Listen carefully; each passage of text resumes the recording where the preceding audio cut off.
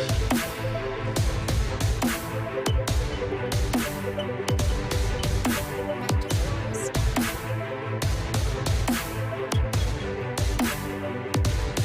guys, it's Jaffmaster Flash, and this is part 2 of the DHL F1 Esports experience. And as you can see, it all started with an invitation. We've got pictures of the studio, everybody getting set up, the drivers sat on the stairs, the drivers practicing their walkouts, which was odd to see. There they all are, just chilling whilst everything's going, and it's just a bit of pre-practice. You know, the guys are all in the rigs, they're all getting checked, all getting set up, ready to rock and roll. There's Tom and the rest of the presenters over there on the bench, and me and my wife were absolutely ecstatic. Yeah, just watching some of them, and there's what the guys do the majority of the analysis. There's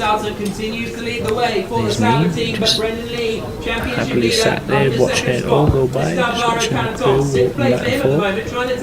And yeah, it was just, honestly guys, out of this world, absolutely amazing.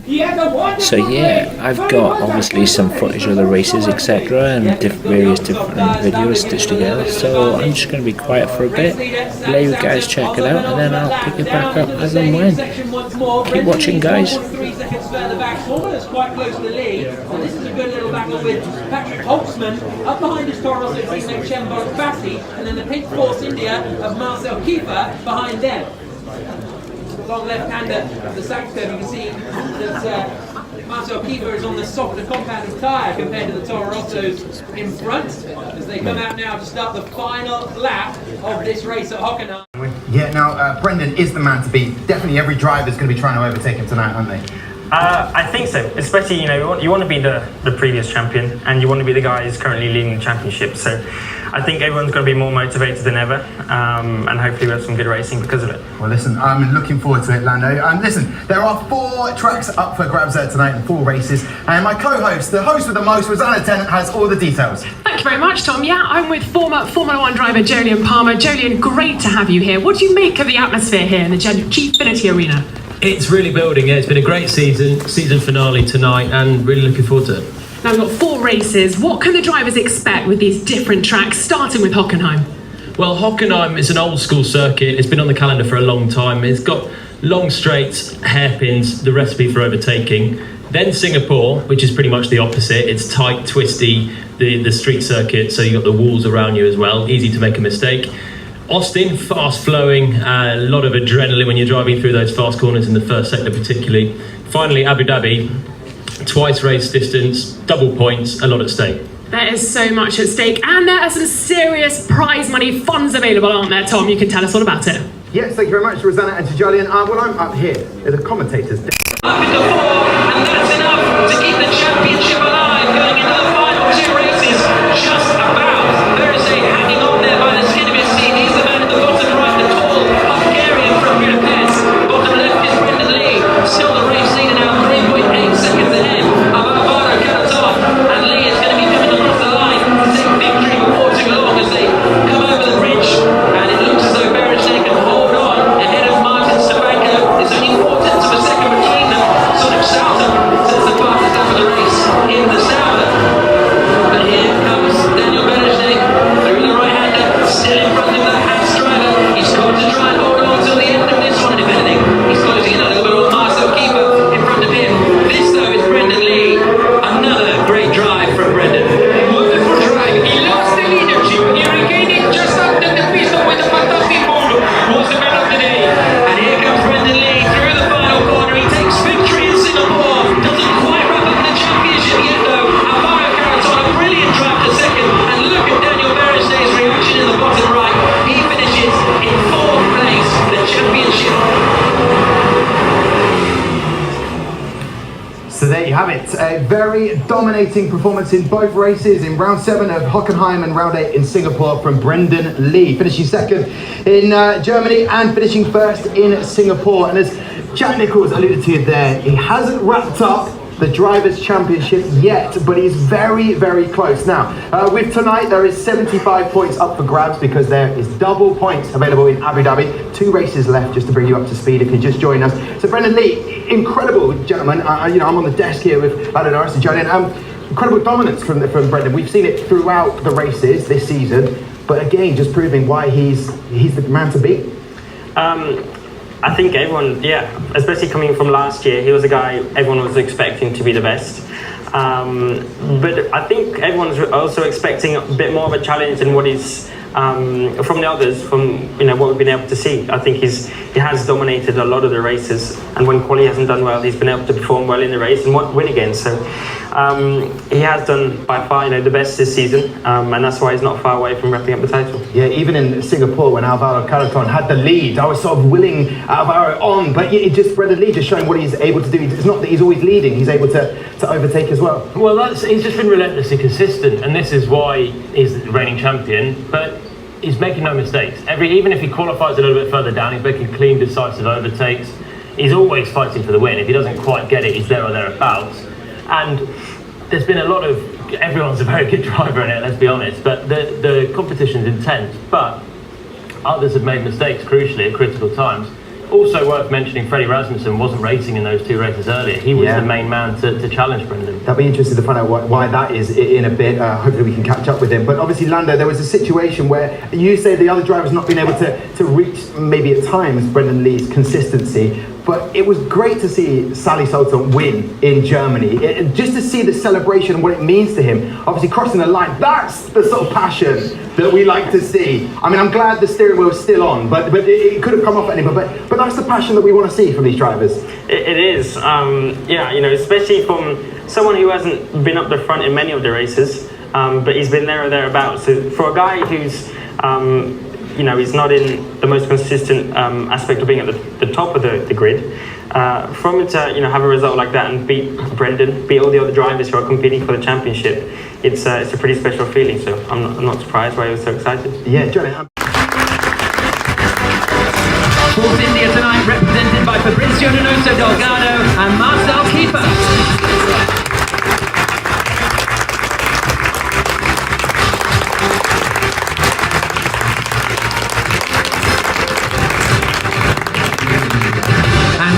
For Renault, Kimi Larsen and Sven Zerner.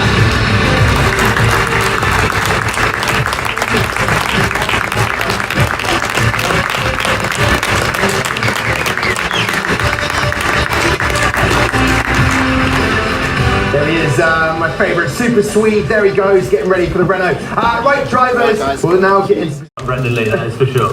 Okay, fair enough. And Lando, does this put...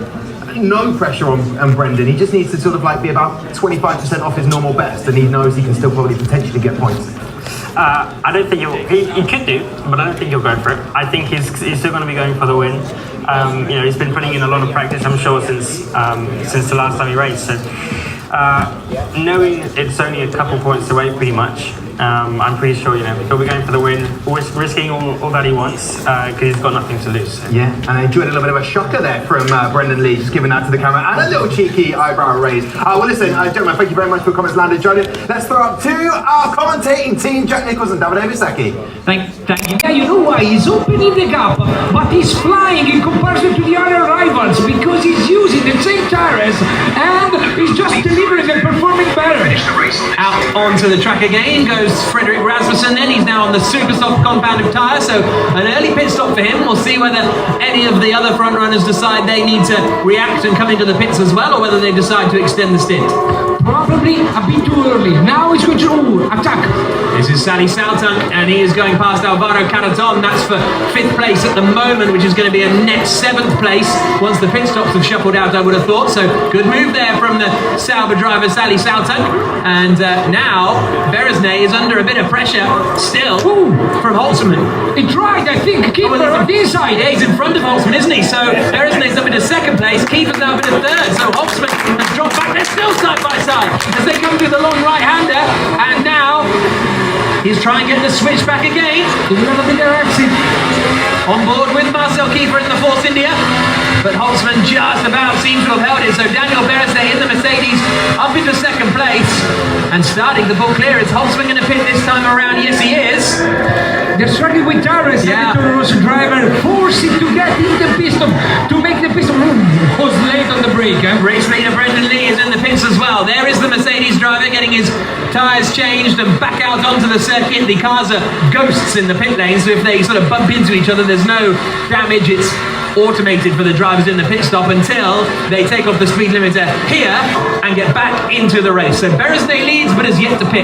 Keeper second and has yet to pit. Brendan Lee has emerged still in front of Rasmussen and Holtzman and Caraton, as we sort of expected he would, because he had such a big advantage. And for him it's important because now he's the ranking leader of the race. Brendan Lee is the top of the man that already had the first pit stop, and look at Rasmussen, 2.7 seconds behind him, and probably is going to struggle in the last few races of in the last few laps of this race, because he put super soft, maybe a bit too early in comparison to all the other rivals. Here's Daniel Beresnay then, the race leader. He's got to win the race if he wants to keep in the championship hunt and hope that Brendan Lee finishes 9th or lower, which at the moment, if you just look at those standings, looks good, but it's bad because he hasn't made his pit stop yet. Brendan Lee is still the net leader of this race in Austin, Texas. So when will Beresnay decide to pit? And here's Brendan Lee then carving his way past drivers who have yet to stop. That's Kimi Larson in the Renault, Tom Deacon's favourite Super Swede, losing a position to Brendan Lee. But he needs to be careful in all these slower cars that he doesn't just lose a bit of a front wing, or he's still got to stay calm. Yeah, you're right. He doesn't need to crash. But started at the back of the grid today and has managed to climb his way up to 6th, but yet to make a pit stop. Brendan Lee up into 5th, then Enzo Benito is the next man in front of him if they decide not to pit this time around. And Daniel Beresnay looks as though he's still staying out there on the circuit. No, he's in the pits. It will be extremely important for him to check it out at the exit of the pit stop. If he's still in front of the Toro Rosso or just behind, we need to consider that he will have first tires. Probably Brendan Lee will be in front because look, he's on the main straight. Here they come then, up towards turn 1. The other Mercedes is going to come out of the pits here, so Brendan Lee resumes the net lead of the race. There comes Brendan. So, this is me meeting Lando Norris. We had a really good chat, and honestly, what a nice guy. Fair play to Tom. And obviously, this is Rasmussen just about to have his interview, because seems a bit shy. Freddie Rasmussen, for example, could prepare fully on Kota, the race that we've just seen, and Abu Dhabi as well. So it's Brendan winning the title. So the hours of hard work and practice they put in. It just, you can focus your mind on different races. So there's an advantage there, but it's just so competitive. There's everyone that is racing is extremely good, and it's really tough to know who the first pick is really. Over the course of the season you start to see it, but it's decided by hundredths or tenths really. Yeah, he is going to be on pole position for our next race, which is Abu Dhabi, and obviously it's double points. I believe Rosanna is with Rasmussen right now. I certainly am. Freddie, I know you love an interview with me. Yes. We'll keep it short then, Freddie. Everybody has been watching you. You've been in the spotlight. People say you're a good sport, but how have you been dealing with not racing, now racing? I've been enjoying it. It's fun to watch the teammates drive instead of me. Yeah. And of course on pole now, so you can really go for it, just to push the point home at the end. Yes, hopefully it goes well, the race. The last one, I have no idea what happened at Kota. Some sort of tire wear issue, so hopefully that doesn't happen now. Well, I know you're looking forward to more interviews with me next season. Back to you, Tom. So am I. I think everybody... So here's just some more some more pictures of obviously the DHL stand, the trophies, Tom and Lando. There's the 3 trophies. You've got the DHL fastest champion, and then you've got the trophy for the winner, and then obviously the trophy for the winning team. And fair play, it's a panoramic shot of the entire studio. There's all the drivers with Tom. Mainly because McLaren were P2 and P4. Yeah. That was the best bit. There we go. For you, for McLaren. For myself. Well, listen, Lando, we're in front of this incredible trophy, the DHL fastest lap time. I can now announce it because that is the part of the show we've got to.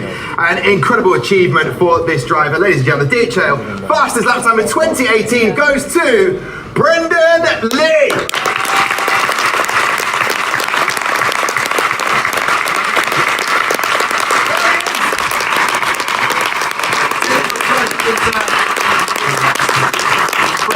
You have the fastest amount of lap times. How does it feel to be know that you're the fastest driver? Oh, it feels awesome.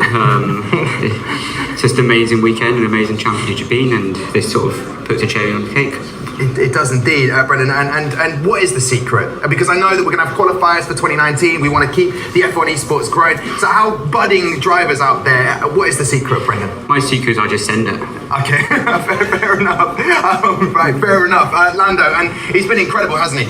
Yes, I highly doubt I'd be able to beat you in any race this season. Come on.